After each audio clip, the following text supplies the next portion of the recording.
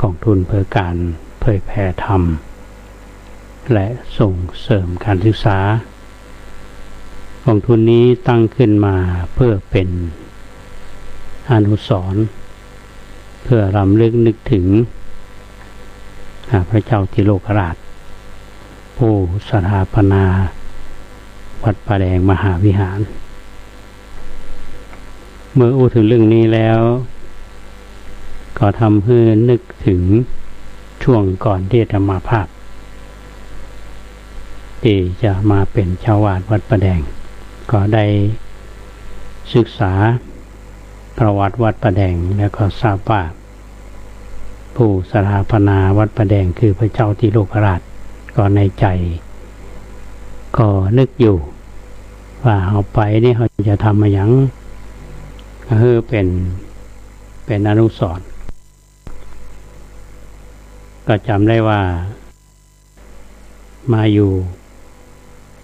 วัดป่าแดงวันที่27พฤษภาคม2562และวันที่26พฤศจิกายน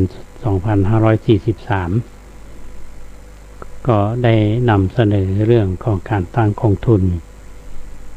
พระเจ้าติโลกราชเข้าสู่ที่ประชุมของคณะกรรมการบริหารวัดก็ตั้งแต่นั้นมาเขาก็ได้ตั้งกองทุนโดยเริ่มมาจากเงิน 1,000 บาทซึ่งคุณมานพคุณมาลีสกุลวัฒนะเป็นผู้บริจาคเมื่อวันที่1 มกราคม 2543จำได้ว่าวันนั้นเขาทำบุญตักบาตรที่กลางหมู่บ้านแล้วก็ได้ดำเนินการมาเลยตลอดหลายๆปีก็จัดกิจกรรมหลักของเขาก็คืองานเผยแผ่ธรรมทางสถานีวิทยุและงานส่งเสริมการศึกษาของพระภิกษุสงฆ์สามเณรช่วงแรกๆนั้นเขาก็จัดเป็นวันพระเจ้าติโลกราชเป็นวันติโลกราชในหลังนี้เขามานึกถึงวันสำคัญเป็นวันชาตการของพระเจ้าติโลกราชซึ่งทางนักวิชาการเพิ่นก็มีมติกันว่าตรงกับวันที่26 เดือนพฤษภาคมก็จึงเอาวันนี้เป็นวันกตัญญูเพราะฉะนั้นวันกตัญญูนี่เราก็มาน้อมรำลึกถึงพระบุรพากษัตริย์บุรพาจารย์บุรพชนผู้มีคุณูปการแก่วัดป่าแดงเฮาก็จึงมีกิจกรรมนี้มาตลอดเมื่อพูดถึงเรื่องนี้แล้วท่านผู้ฟังก็ต้องเล่าให้ท่านทั้งหลายได้ฟังกันว่าปีนี้เป็นพิเศษตรงที่ว่าวันที่26 เดือน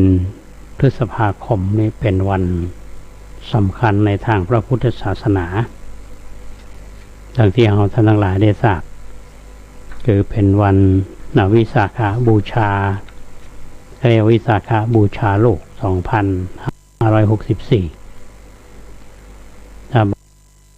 เพราะว่าจะเป็นสำนักงานพระพุทธศาสนา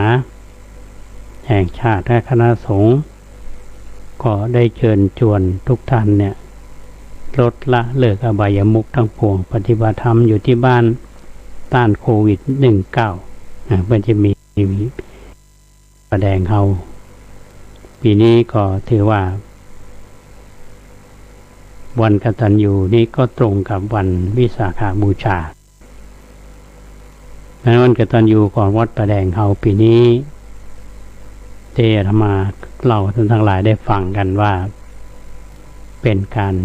จัดแบบภายในเรียกว่ามีกิจกรรมเฉพาะในตอนเช้ามีการทำบุญตักบาตรและประกอบพิธีทักษิณานุปทานอุทิศถึงบุรพากษัตริย์ล้านนามีพระเจ้าสามพังแกนซึ่งเป็นพระราชบิดาของพระเจ้าติโลกราชผู้สถาปนาวัดป่าแดงมหาวิหาร พระเมืองแก้วและก็อดีตเจ้าวาดวัดประแดงตั้งแต่ท่านพระยาณคัมภีร์ท่านพระมหาสวามีโพธินันทะพระอธิการอินแก้ววรินโทหรือท่านครูบาอ่องหรือผู้ที่มีพระคุณทั้งหลายอย่างครูบาเจ้าศรีวิชัยพระครูวิมลวรเวทหรือว่าหลวงพ่อบุญมีชยวุฒโธอดีตเจ้าวาดวัดตาสะตอยซึ่งอาตมาภาพก็ได้อาศัยใบบุญของท่านแล้วก็พระอุปชาตอนที่บรรพชาเป็นสามเณรคือเทือนเจ้าที่การผุยมหาชโยเป็นพระอุปชาอยู่ที่วัดลีหลวงอำเภอลีจังหวัดลำพูนแล้วก็พระเทพวิสุทธาจารย์อินทร์สมภิชโยอดีตเจ้าคณะจังหวัดเชียงใหม่วัดพระธาตุเจ้าโดยสุเทพซึ่งเป็นพระอุปชาของอาตมาภาพก็ถือว่าเป็นผู้ที่มีพระคุณที่ทำให้เราเกิดในทางพระพุทธศาสนาเขาก็น้อมรำลึกถึงท่านจากนั้นเราก็มีการเจริญพุทธมนต์แล้วประกอบพิธีสัพพิธิเวชมงคลพิธีนี้ก็คือพิธีบรรจุเหรียญมงคลซึ่งเท่าแก่ชัยบุพกรคุณซึ่งเป็นเจ้าภาพหลักเปิ่นถวายมาซึ่งเป็นเหรียญในราชวงศ์ชิงแล้วเหรียญของร.5แล้วเหรียญของรัชกาลที่9อาตมาภาพขอเอาบรรจุในโถแล้วก็บรรจุใต้ฐานของหมอชีวกโคมลพัฒน์นอกจากนั้นเราก็ยังได้ถวายทุนการศึกษาให้กับบรรดาพระภิกษุสงฆ์สามเณรวัดประแดงเฮาก็อนุโมทนากับโยมกรวรรณวัฒนชัยซึ่งได้เป็นเจ้าภาพทุนการศึกษา1ทุนและนอกจากนั้นก็เป็นทุนที่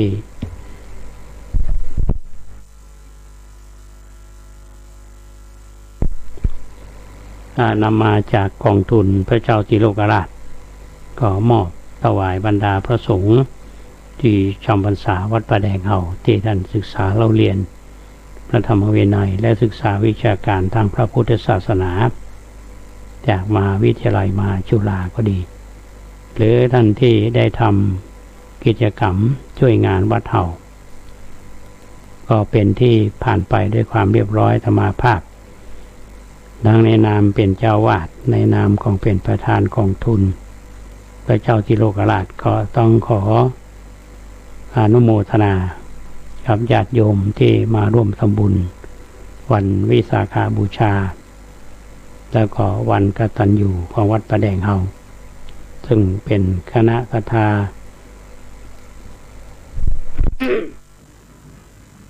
ของวัดประแดงเฮาซึ่งเป็นศรัทธาดั้งเดิมที่มากินทานสนับสนุนมาตลอดแล้วก็ญาติโยมหลายท่านที่มีเมตตาธรรมคำจูนกันปีนี้ก็ถือว่าทำแบบฉบับแบบเรียบง่ายและที่สำคัญที่สุดนั้นก็คือน้ำใจของท่านทั้งหลายที่มาร่วมการร่วมงานกันในปีนี้ธรรมาภาพก็มีสิ่งตอบแทนท่านทั้งหลายซึ่งก็เป็นความตั้งใจที่จะมอบข้าวสารตั้งใจไว้150ถุงตั้งใจจะแจกวันที่1พฤษภาคม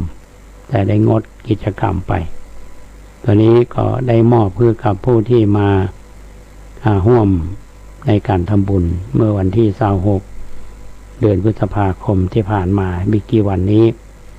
ซึ่งก็เหลืออยู่บางส่วนอาตมาภาพก็จะได้นำข้าวสารถึงหมดเนี่ยนะไปมอบเพื่อกับพี่น้องในจังหวัดลำพูนอย่างอำเภอลีก็ดีอำเภอบ้านฮงก็ดีก็จะได้เป็นไปตามที่ตั้งใจเอาไว้อันนี้ก็ต้องขอบคุณญาติโยมอนุโมทนากับหลายท่านที่ร่วมเป็นเจ้าภาพโดยเฉพาะแม่หลวงวันเพ็ญขันสุยะพร้อมกับคุณชายพระโลศิลป์คุณปริศนาพระโลศิลป์แล้วก็มีโยมแผ่หลายท่านได้ร่วมกันเป็นเจ้าภาพมาในเรื่องของข้าวสาร ก็อนุโมทนาบุญกับท่านทั้งหลายมาณโอกาสนี้สำหรับวันวิสาขบูชาที่ผ่านมานี้อาตมาภาพได้เล่าความหมายความสำคัญความเป็นไปความเป็นมาให้ท่านทั้งหลายได้ฟังไปในรายการนี้แล้ววันนี้จะขอนำพระคติธรรมจากสมเด็จพระสังฆราชเนื่องในวันวิสาขบูชาประจำปี 2564 เป็นให้ชาวพุทธเขาแนะนำหลักโพชฌงค์สู่ความสำเร็จสมเด็จพระอริยวงศาคตญาณสมเด็จพระสังฆราชสกลมหาสังฆปรินายกประธานพระคติธรรมเนื่องในวันวิสาขบูชาวันที่26 พฤษภาคม 2564 ความว่าดิถีวิสาขบูชาเป็นวันคล้ายวันประสูติตรัสรู้และปรินิพพานของสมเด็จพระสัมมาสัมพุทธเจ้าและเป็นวันสำคัญสากลของโลกได้เวียนมาบรรจบอีกคำรบหนึ่งแล้วชวนให้ระลึกถึงเหตุการณ์เมื่อพระโพธิสัตว์สิทธัตถะราชกุมารเสด็จอุบัติขึ้นบนโลกนี้ดังปรากฏเรื่องราวในพระไตรปิฎกว่าพระองค์ทรงผินพระพักตร์ไปทางทิศอุดรทอดพระเนตรทิศทั้งหลายทรงดำเนินย่างพระบาทไป7 ก้าวแล้วทรงเปล่งพระอาสพิวาจาว่าเราเป็นผู้เลิศแห่งโลกเราเป็นผู้ประเสริฐแห่งโลกเราคือผู้เป็นใหญ่แห่งโลกดังนี้อุปมาดังการประกาศอิสรภาพของมนุษย์คือต่างตระหนักว่าเราทุกคนล้วนเป็นผู้กำเนิดชีวิตของตนเองสามารถพัฒนาตนให้ประเสริฐคือพ้นทุกข์คือมีชีวิตที่ดีงามสมบูรณ์ถึงขั้นจะรู้แจ้งพระธรรมเป็นพระพุทธเจ้าก็ยังได้โดยหาใช่เพราะการบันดาลของพรหมเทพหรือชะตาฟ้าดินแต่อย่างใดพุทธบริษัททั้งหลายจึงพึงพิจารณาถึงย่างก้าวแห่งพระธรรม7 ประการนำไปสู่การตรัสรู้ซึ่งเรียกว่าโพชฌงค์ 7ประกอบด้วยสติความระลึกได้ธรรมวิจยะการศึกษาสอดส่องธรรมะวิริยะความภาคเพียรปิติความเอิบอิ่มใจโดยปราศจากอามิตรปัสสัทธิความสงบกายใจสมาธิเป็นมีจิตตั้งมั่นและอุเบกขาความมีใจเป็นกลางอย่างใดก็ดีก่อนจะย่างไปให้ครบทั้ง7 ก้าวสู่ความเป็นเลิศ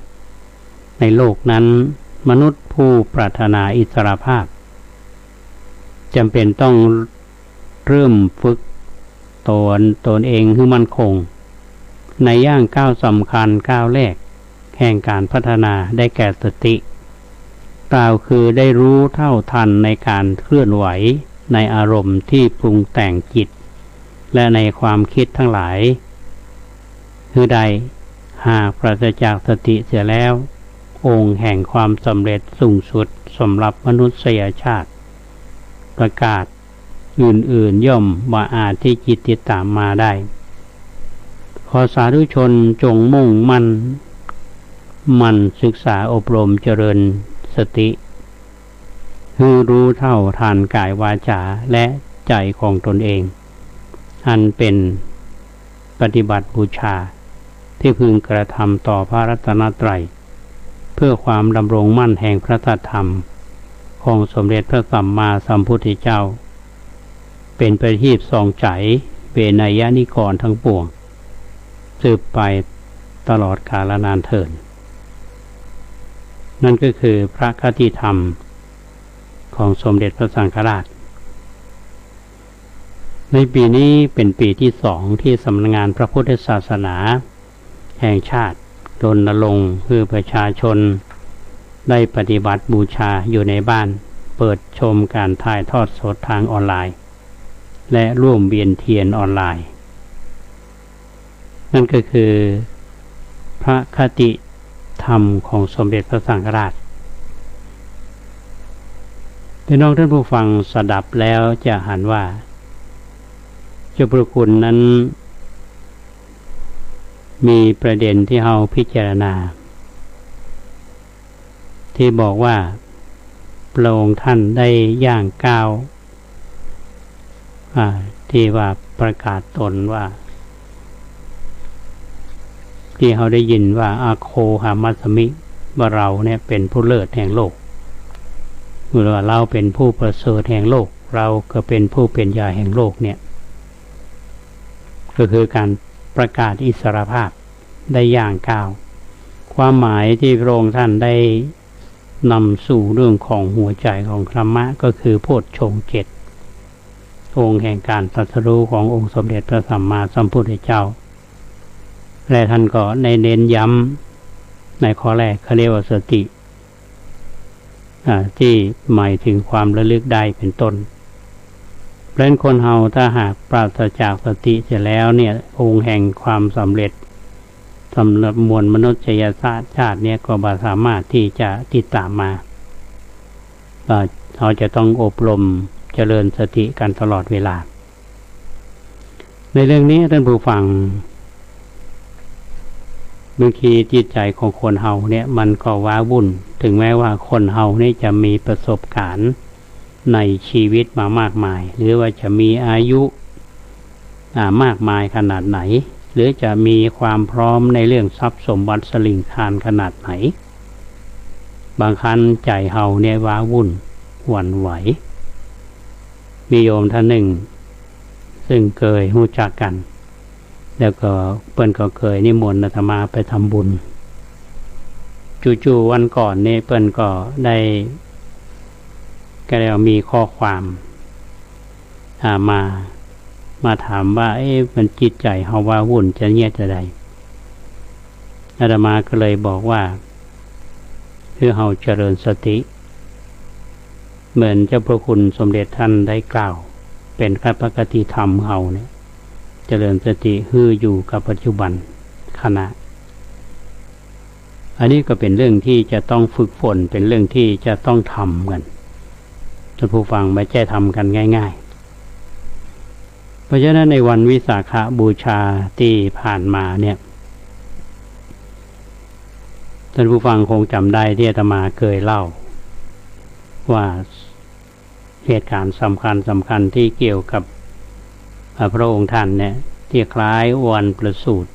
ตรัสรู้และปรินิพพานถ้าเราจะเรียนรู้ถึงเรื่องหัวข้อธรรมในข้อแรกหลักธรรมที่จะนำมาปฏิบัติคือเรื่องของความกตัญญูความกตัญญูคือการรู้คุณกตเวทีก็คือการแทนคุณอันนี้คือหมายความว่าพระพุทธเจ้าของเรามีบุญคุณต่อชาวพุทธเราต้องระลึกถึงเพราะฉะนั้นเราก็จึงมีการเจริญพุทธมนต์มีการเวียนเทียนเนี่ยอย่างวันวิสาขบูชาที่เราได้งดกิจกรรมในภาพรวมระดับประเทศหรือระดับจังหวัดหรือระดับอำเภอแต่ว่าก็ยังมีกิจกรรมที่ทำอยู่นอกจากทำบุญตักบาตรฟังพระธรรมเทศนาแล้วเนี่ยเขาก็มีการเวียนเทียนในวัดวาอารามต่างๆอย่างในชุมเจ้าเนี่ยอาตมาภาพที่เทศธรรมเนี่ยซึ่งก็ทำตามนโยบายของมหาเถรสมาคมที่เป็นวัดต่างๆเนี่ยนำคัมภีร์ที่เรื่องพหุปการากถาซึ่งพระพรหมบัณฑิตเป็นผู้แต่งถวายในนามของมหาเถรสมาคมและก็จัดเทศคือในวันสำคัญโดยเฉพาะวัดประแดงหอก็นำมาเทศในวันวิสาขบูชาคือมีการรักในสถาบันชาติศาสนาพระมหากษัตริย์ แล้วเปิ้นก็บอกว่าให้ถ่ายรูปและก็รายงานไปยังตำบลอำเภอจังหวัดนี่ก็ได้ดำเนินการไปตามมติมหาเถรสมาคมอันนี้เขาก็ถือว่าเขามีการยกย่องกตัญญูกตเวทีแล้วที่สำคัญอันหนึ่งก็คือองค์ที่การตรัสรู้ก็คืออริยสัจสี่อันสุดท้ายคือความบาปประมาทท่านผู้ฟังก็คงจะพอนึกออกนะเรื่องนี้เป็นเรื่องที่เราควรจะตระหนักอย่างยิ่งเพราะฉะนั้นท่านผู้ฟังท่านสาธุชนทุกท่านที่เราได้มีโอกาส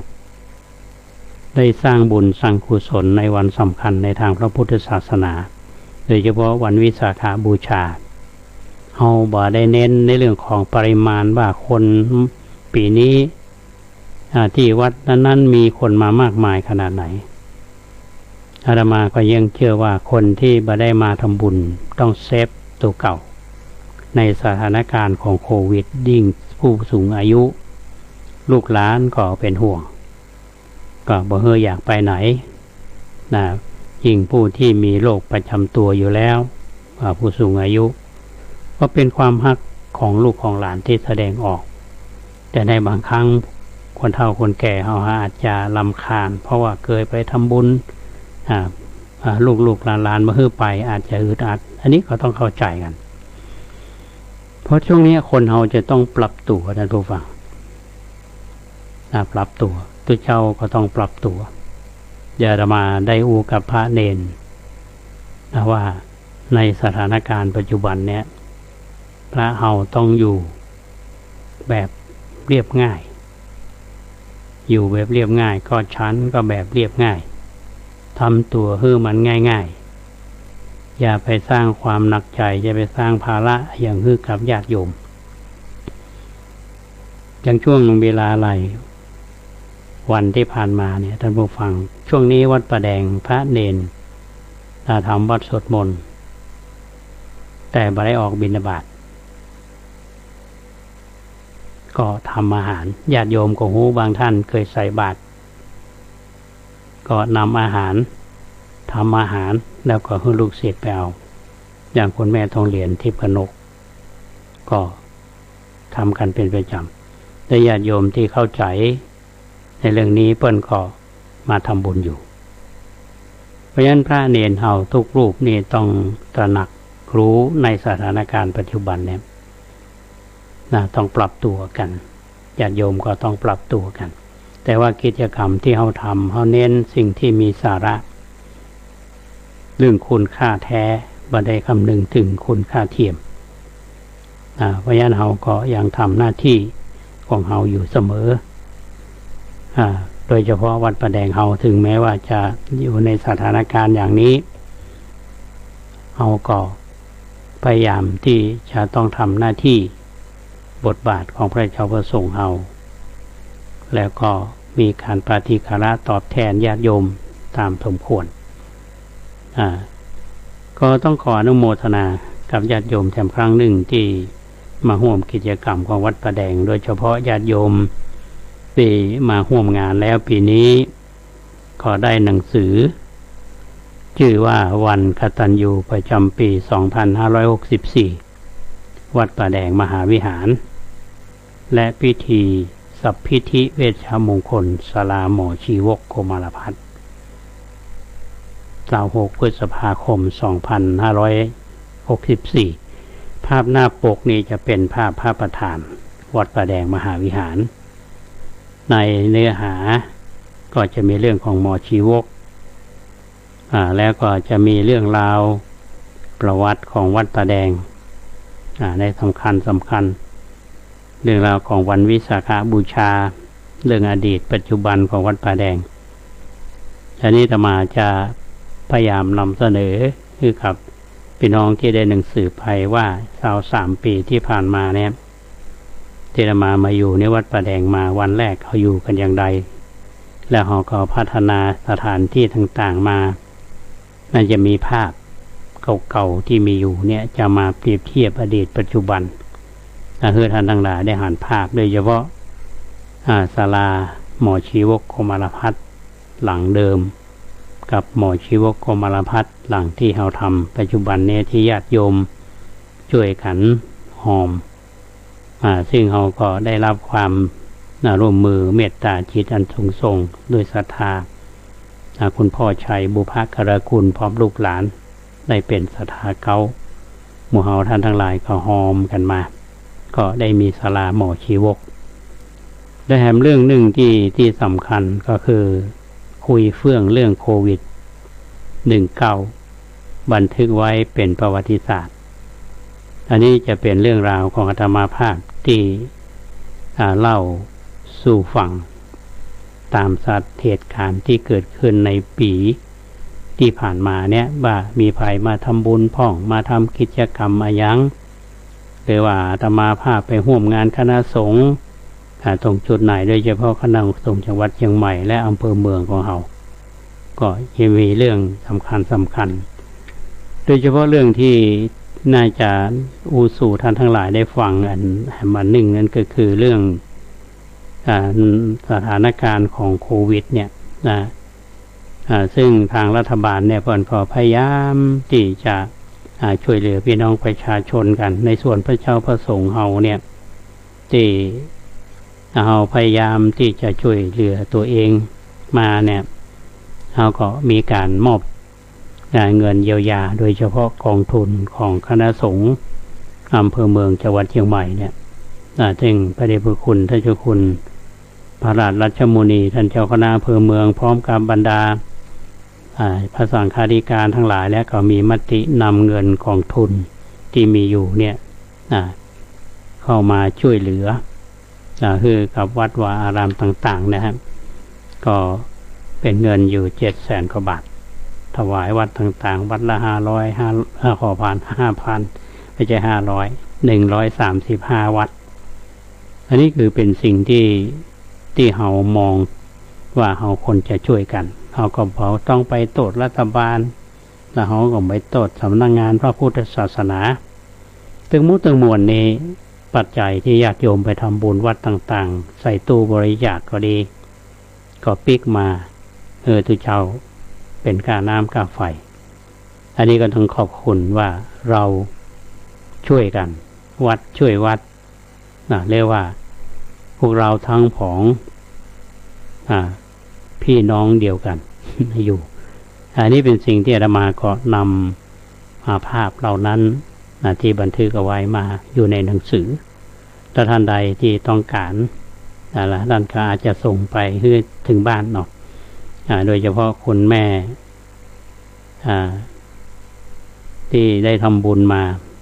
ตัวแม่ขวัญเมืองแห่ล้อมมันก็ช่วยพิมพ์หนังสือมาพิมพ์ 1,000 เล่มท่านผู้ฟังก็เล่มละ20 บาทเขาก็ต้องการเผยแพร่กิจกรรมของวัดและเรื่องราวดีๆอันนี้ก็เป็นเรื่องที่นำมาเล่าสู่ท่านทั้งหลายได้ฟังในช่วงแรกของรายการก็คงพักรายการสักกรรมแล้วก็ไปปิกมามีเรื่องราวที่จะเล่าสู่กันฟังกัมมุนาวะตัตติโลโกสัตว์โลกย่อมเป็นไปตามกรรม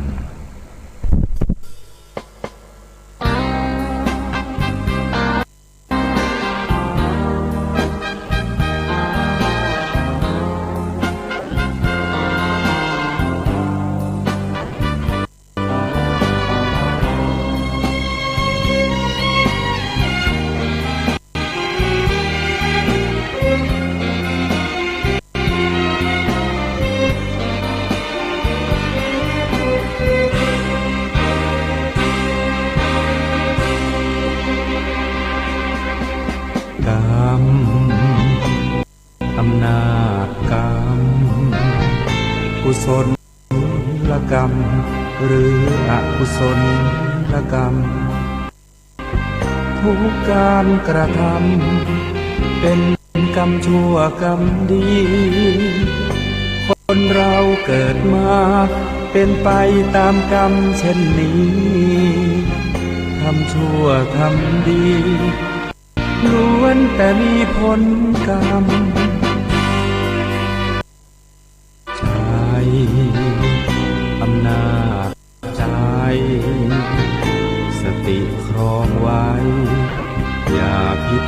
เธอไป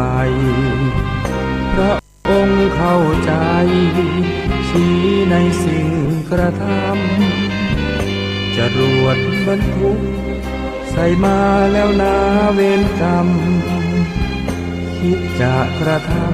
ำย้ำให้พึงสังวร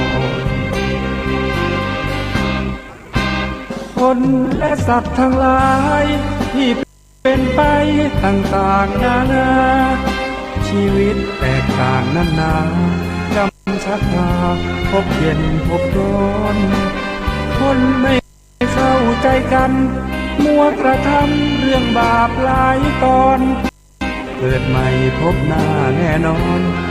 นรกร้อนน่าสะพรึงกลัว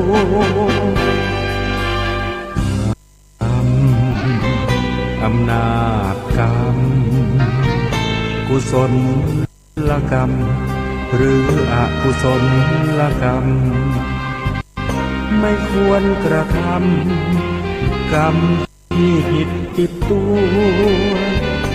ทำบาปโหดร้ายมันไม่ใช่เรื่องยิ้มหัวผลลัพธ์น่ากลัวน่ากลัวอำนาจกรรม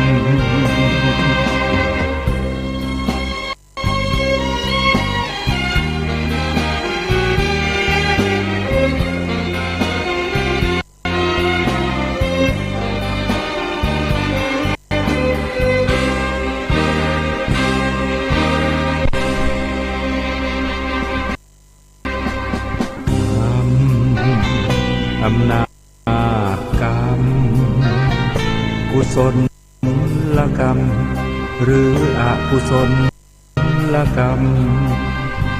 ไม่ควรกระทำกรรมที่ผิดติดตัวทำบาปโหดร้ายมันไม่ใช่เรื่องยิ้มหัวผลลัพธ์น่ากลัวน่ากลัวอำนาจกรรม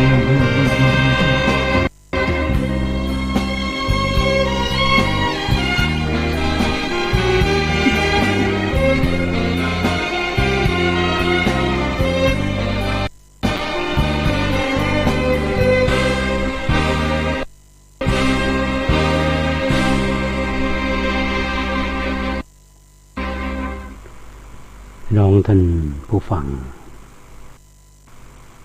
กำลังฟังรายการลมโพทางสถานีวิทยุสาธารณะจังหวัดเชียงใหม่ FM 92.25 เมกะเฮิรตซ์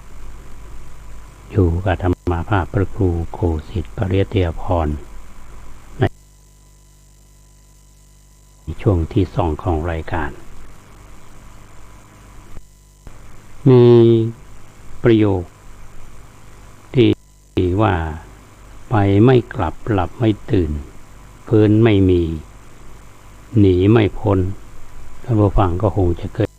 ยได้ยินแล้วก็คงจะได้หันก็คือตายฟื้นไม่มีก็คือตายหนีไม่พ้นก็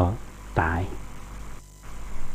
แต่มันมีท่านที่ได้ให้ความหมายก็น่าคิดน่าฟังท่านบอกว่าเราลองมาทำความเข้าใจในความหมายใหม่แถมสักน้อยหนึ่งเขาอาจจะดีเข้าใจคือถูกต้องอาตมาก็อยากจะนำมาถ่ายทอดแถมลักษณะหนึ่งให้ท่านทั้งหลายได้ฟังกันลองพิจารณาดูนะว่าในที่นี้บอกว่าไปไม่กลับเนี่ยหมายถึงการเวลาที่หมุนผ่านไปบ่มีวันหวนกลับไปอดีตล่วงไปแล้วเหลือแต่ปัจจุบันก็ควรใช้เวลาสร้างแต่ความดีคือคุ้มค่ารับประตื่นก็หมายถึงคนที่ยังหลงอยู่กับโมหะความหลงในกิเลสสร้างแต่บาปกรรมไม่ยอมทำความดีเหมือนคนที่หลับไหลไม่ยอมตื่นได้รับรู้ความตามความเป็นจริงฟื้นไม่มีในหมายถึงสังขารของเฮาเนี่ยได้ล่วงโรยไปในแต่ ละวันบ่สามารถที่จะย้อนปิกขึ้นมาสู่ความเป็นหนุ่มสาวได้หนีไม่พ้นก็คือกรรมที่เราสร้างมาในแต่ละวันบ่มีวันที่เราจะหนีกรรมนั้นพ้นก็สรุปว่าท่านบอกคือเราเนี่ยบ่ประมาทในเรื่องของการเวลาบ่ประมาทในเรื่องของกิเลสบ่ประมาทในเรื่องของสังขารที่ได้ล่วงไปแล้วเนี่ยเป็นเรื่องสำคัญท่านผู้ฟังจะทำอย่างไรว่าคือสิ่งที่เราได้ฟังมาเนี่ยก็ว่าบ่ฮื้อประมาทในไม่กิเลสบ่ประมาทในสังขารที่ล่วงไปบ่ประมาทในการสร้างบุญสร้างกุศลจากทุกวันนี้เราก็ทำกันอยู่เพราะฉะนั้นสิ่งที่อาตมานำเสนอท่านผู้ฟังเนี่ยมามีในข้อความที่อยู่ในเฟซอาตมาก็เลยมันดีนะก็นำมาเสนอซึ่งก็ต้องขอบคุณกัลยาณมิตรที่ส่งคำสอนของพระพุทธเจ้าซึ่งเป็นวันสิริมงคลในวันวิสาขบูชาที่ผ่านมาเนี่ยก็ขอให้หมู่เฮาท่านทั้งหลายเนี่ยได้เป็นเพื่อนร่วมโลกด้วยกันเพื่อนร่วมโลกเกิดแก่เจ็บตายด้วยกันก็มีเมตตาธรรมต่อกันก็นำมาฝากเป็นแง่คิดเป็นความรู้แอมแขนงหนึ่งที่เราได้รับรู้มาจากกัลยาณมิตรตามปกตินั้นอาตมาจะเล่าเรื่องของท่านครูบาเจ้าศรีวิชัยในเกี่ยวกับสถานที่เกี่ยวกับเรื่องของตัวบุคคลพ้องอย่างเมื่อกี่วันมานี้ก็ยังบันหนีจากอำเภอลีอำเภอตุงหัวช้างมีอันหนึ่งท่านผู้ฟังที่เรา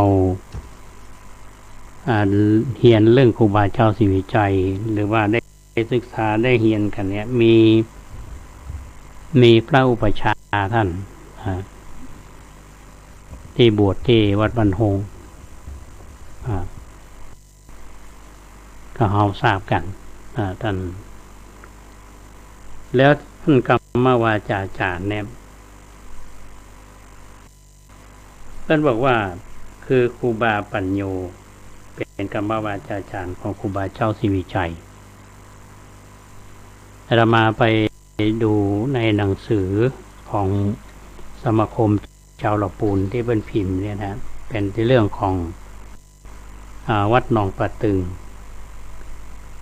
เพื่อนบอกว่าที่วัดหนองปะตึงเนี่ยมีครูบาปัญโยวิชโยเป็นกรรมวาจาจารย์ของครูบาเจ้าศรีวิชัยที่บวชที่วัดบ้านหงที่จะมาเล่าไปวันก่อนเนี่ยนะครับแต่ปกตินั้นครูบาศรีวิชัยเนี่ยท่านจะแวะไปกราบท่านครูบาอยู่เสมอครูบาปัญโยเนี่ยท่านก็ถือว่าเป็นพระรูปหนึ่งที่ท่านให้ความนับถือความเคารพอย่างยิ่งแต่เราบอกค่อยได้รับรู้เรื่องราวของครูบาปัญโยนี่ก็มีชาวบ้านเพื่อนก็เล่าคือข้อมูลว่าท่านครูบาปัญโยเนี่ยอายุ90ปลายละ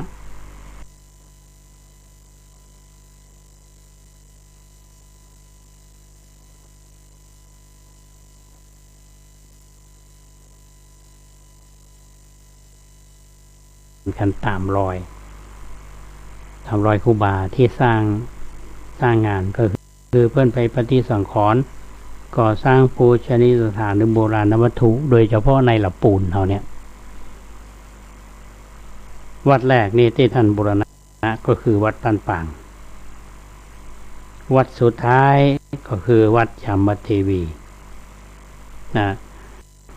ในจังหวัดละปูนนี้เมื่อสืบค้นแล้วนี่มีประมาณ30วัด30แห่งก็ไว้ง่ายว่าครูบาเจ้าศรีวิชัยเนี่ยสร้างวัดในจังหวัดลำพูนเฮาเนี่ยนะเกือบคู่อำเภอก็ยกเว้นอำเภออย่างเวียงหนองรอง ซึ่งก็แยกมาจากอำเภอป่าซางบางส่วนก็แยกมาจากอำเภอบ้านโฮงในกรณีอำเภอเวียงหนองร่องนี่ที่บ่ปรากฏในเอกสารเนี่ยก็อย่างเพราะว่าครูบาเปิ้นไปบูรณะวัดแห่งใดแห่งหนึ่งเนี่ยเพียงแต่ว่ามีข้อสังเกตนะมีข้อสังเกตว่าวันที่พุธที่4 มีนาคม 2480เข้าในแฮม3 ค่ำเคลื่อนศพสรีระสร้างครูบาเจ้าศรีวิชัยจากวัดบ้านปางไปวัดจำมเทวีเนี่ยเพื่อเตรียมบำเพ็ญกุศลมีการนำศพครูบาแวะพักวัดต่างๆจำนวน9 วัดแห่งละ2 คืนนี่นะก็เป็น18 คืนในศิษยานุศิษย์ได้กราบคารวะแสดงกตัญญูตาครั้งสุดท้ายในบรรดาวัด9 วัดเนี่ยแปลว่ามีการแวะวัดเวียงหนองร่องตุยนะเพราะว่าสมัยนั้นนี่ก็ไม่ได้บอกว่าเป็นเวียงหนองร่องนั้นถ้าเราจะศึกษากันแล้วท่านผู้ฟังในกรณีที่ว่าจะแบ่งกลุ่มว่าวัดบางเป็นกลุ่มวัดครูบาเพิ่นผ่านไป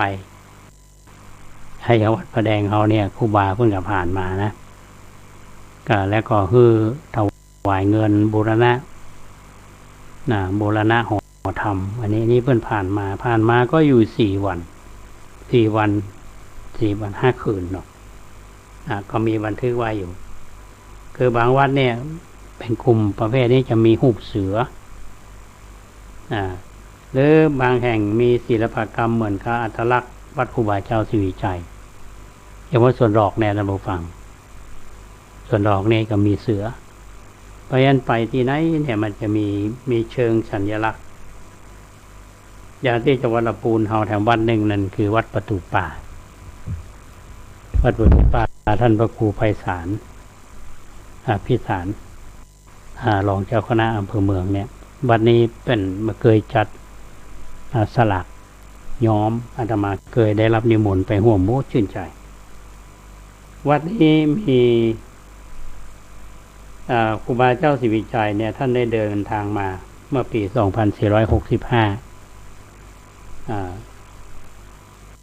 ก็ข่าวที่นิมนต์ไปบูรณะปฏิสังขรณ์วัดพระเจ้าตนหลวงเมืองพะเยาเนี่ยพักอยู่ที่คณะเจียงยันวัดพระธาตุหริบุญชัยขอไปผ่านวัดประตูป่าครูบาเจ้าเพิ่นขอมอบแผ่นทองคำเปลวเนี่ย 2,000 อัพก็ 2,000 แผ่นเนี่ยเพื่อที่จะนั่นคือครูบาธรรมชัยเจ้าวัดประตูป่าดำเนินการไปติดที่หอธรรมไม้ดังที่พระภิกษุเท้าสุนทรพจนกิจได้พรรณนาไว้ในคำข้าวว่าพระชัยยาท่านคลาจากวัดนิราชพ่ายเดือนเมื่อขึ้นสู่ทิศตะวันตกแจ่งเหนือท่องเที่ยวเมื่อถึงม่วงพันต้นหลังเตี้ยง2 โมงตะวันบ่ายพ้นไปหยุดพักหล่นแดดฟัดที่นอกอาวาประตูป่าวัดยามเมื่ออันตันใดผู้เป็นเจ้าวัดตนต้านสินใสชื่อธรรมใจผู้เป็นแก่เงามานิมนต์ใจยาตั้นเจ้าตั้งขโยมเนนคณะไปพักวิหารสถานแห่งพระเลยลวดฮื้อทำตามสมณะเครื่องปริขารการเสร็จเมียนตานธรรมใจเจ้าพระศรีวิจัยสินใสบ่อเศร้าเอา2,000 คำมอบอัพติดหอธรรมประตูป่าวัดเลยลวดพ่ายไกลกาใบพักหน้าวัดเดืองกสาขาริมสาคาราแม่ปิงฝ่ายหน้านั่นเป็นข่าวถ้าผู้ฟังก็คงจะฟังพอรู้เรื่องนะฮะก็เป็นแถมอันหนึ่งว่าครูบาเปิ้นก่อไปที่ วัดประตูป่าเป็นหอธรรมวัดประตูป่านี่นะครับปัจจุบันนี้ได้รับการขึ้นทะเบียนเป็นโบราณสถานสำคัญของชาติโดยกรมศิลปากรที่ประกาศในราชกิจจานุเบกษารวมทั้งรางวัลอนุรักษ์ดีเด่นของสมาคมสถาปนิกสยามในพระบรมราชูปถัมภ์จากข้อมูลข้าวที่พรรณนามาตะกี้เนี่ยนะแสดงให้เห็นว่าหอธรรมหลังนี้สร้างขึ้นมาก่อนการเดินทางมาถึงของครูบาเจ้าศรีวิชัยและขณะนั้นอาจกำลังมีการบูรณะใหม่โดยอยู่ในช่วงลงฮักปิดทองเพราะว่าหอธรรมเนี่ยมีการปิดทองคำเปียวมีองค์ประกอบสถาปัตยกรรมทั่วทุกจุดทั้งหน้าบันเสาเชิงชายหลังคาหน้ากตันผนังอาคารบานประตูหน้าต่างบางทีอาจจะเป็นไปได้ว่าครูบาเจ้าศรีวิชัยอาจจะชี้แนะรูปแบบศิลปะบางอย่างคือศาลาเจ้ายองที่กำลังสร้างเช่นว่าการแนะนำให้ทำหุบหอระมานสู้ฮบกันในลักษณะภาพจับหรือว่าทำหุบนกยุงที่บานหน้าต่างหรือว่าในทางกลับกันนั้นทั้งหุบหอระมานกับนกยุงก็อาจจะมีมาก่อนแล้วโดยศาลาเจ้ายองด้วยความสอดคล้องกับแนวคิดที่เป็นสัญลักษณ์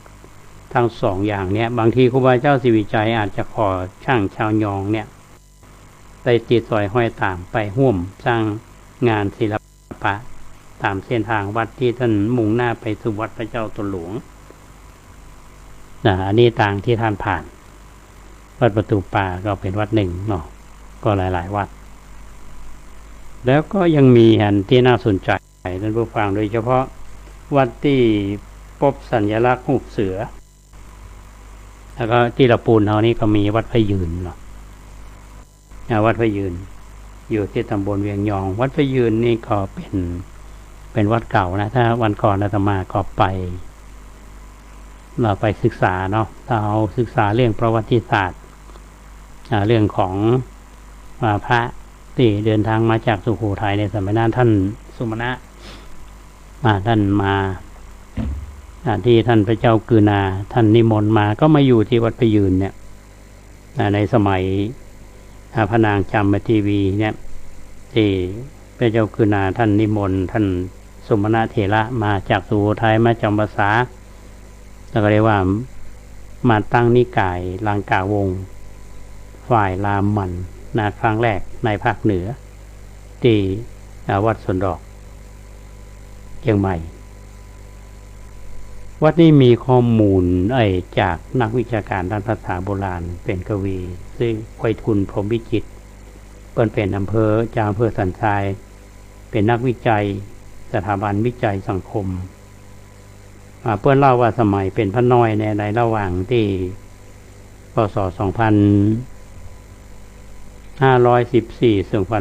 เนี่ยเปิ้นมาเรียนที่โรงเรียนเมธีวุฒิกรขอพำนักอยู่ที่วัดพระยืนยืนยันว่าเคยหันสัญลักษณ์รูปเสือประดับอยู่บนหน้าแนบพระวิหารก่อนที่จะมีการบูรณะใหม่แล้วก็ลบรูปเสือออกไปแล้วก็ยังมีรูปเสืออยู่ฐานลานประทักษิณของเจดีย์ด้านทิศใต้ซึ่งอดีตเจ้าวาดวัดพระยืนในสมัยนั้นคือพระมหาบุญชูสิริมังคโลในสมัยนั้นอาจารย์ไพฑูรย์ก็มาอาศัยอยู่เพื่อศึกษาที่วัดพระยืน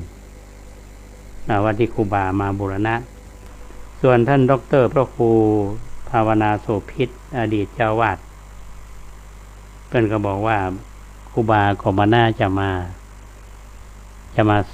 บูรณะวัดพระยืนเพราะว่าเป็นคู่กรณีกันนะก็คงเรื่องอธิกรณ์ในสมัยนั้นนะท่านผู้ฟังอันนี้ก็เป็นเรื่องราวที่อยากจะนำมาเล่าสู่ท่านทั้งหลายได้ฟังกันว่าเรื่องราวของท่านครูบาเจ้าไปบูรณะวัดต่างๆนะ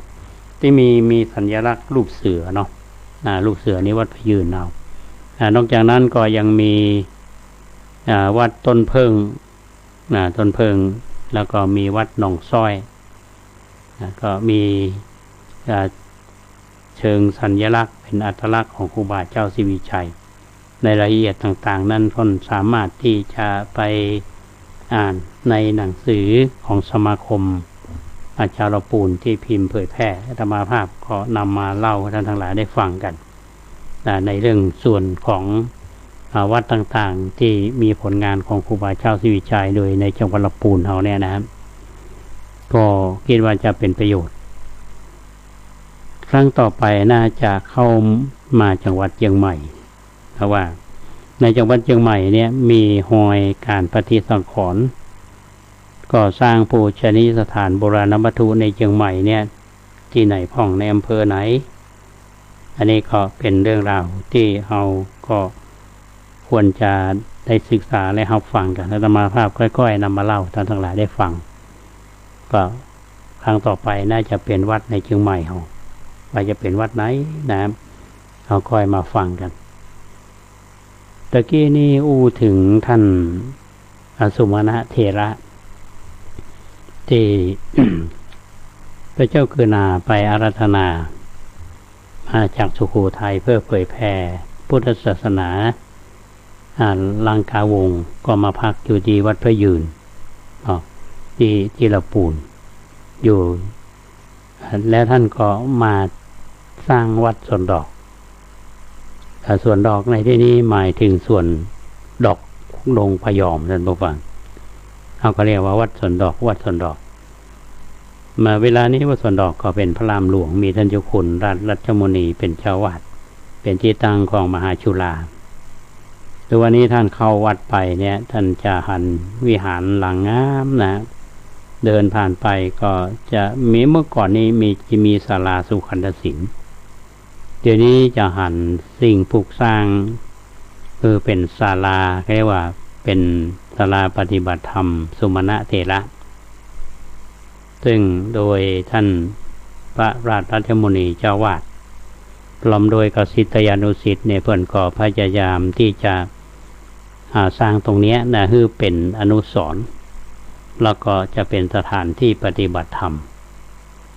เดิมเนี่ยเป็นศาลาสุขันธศิลป์ท่านผู้ฟังกันเนี่ยนะครับอาตมายังจำได้ว่าสมัยก่อนนี่เวลาทำกิจกรรมของนักเรียนโรงเรียนบริสาธิตซึ่งอาตมาเป็นผู้ใหญ่อยู่